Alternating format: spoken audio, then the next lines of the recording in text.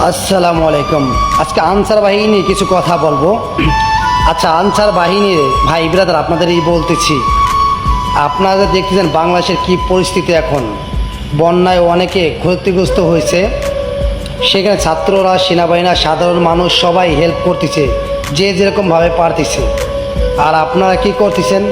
আর ভাই রাজপথে নেমে গেছেন, আপনাদের দাবি আছে, ভালো কথা। আপনারা এই বন্যায় যারা ক্ষতিগ্রস্ত হচ্ছে, যারা বন্যায় ভাসে যাচ্ছে, তাদের পাশে দাঁড়ান। আপনারা পরে আপনাদের দাবি পূরণ করেন। আপনাদের সেন্স কমানো বলতে কিছুই নাই। আবার আপনারা ছাত্রদের সাথে গ্যাঞ্জাম করেন, আবার সেনাবাহিনীকে হাত তোলেন। এটা কি ভাই, আপনাদের সেন্স কমান্স নাই? আপনারা কি বাংলাদেশের নাগরিক না? বাংলাদেশের আমাদের ভাই ব্রাদার না? কেন আপনাদের জ্ঞান বলতে কিছু নাই? আর ভাই, এত বছর প্রবাসে আমরা পড়ে থাকি, আমরা তো এত নির্যাতন হই, আমরা তো বললেন আমাদের এই দাবি সে দাবি আছে। আর আপনারা বাংলাদেশে আছেন, আপনারা যারা এখন বন্যায় ক্ষতিগ্রস্ত হচ্ছে তাদের পাশে দাঁড়ান।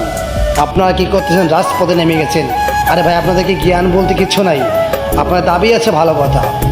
আপনারা পরবর্তীতে এই যারা বিপদে আছে এখন তাদের পাশে দাঁড়ান। আপনারা আছেন আপনাদের স্বার্থের জন্য। আরে ভাই, স্বার্থ বাদ দিয়ে এখন বাংলাদেশটা কীভাবে ভালোভাবে চলবে সেইটা চিন্তা করেন। বাংলাদেশের যে মানুষগুলো অনেক নির্যাতন হচ্ছে, সেই পাশে তাদের যে দাঁড়ান। এখন পরিস্থিতি বাংলাদেশের কী অবস্থা আপনাদেরকে চোখে পড়ে না?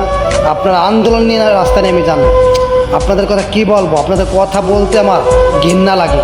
ঠিক আছে, এই সমস্ত থেকে দূরে থাকেন ভাই, এখনও সময় আছে, ভালো হন।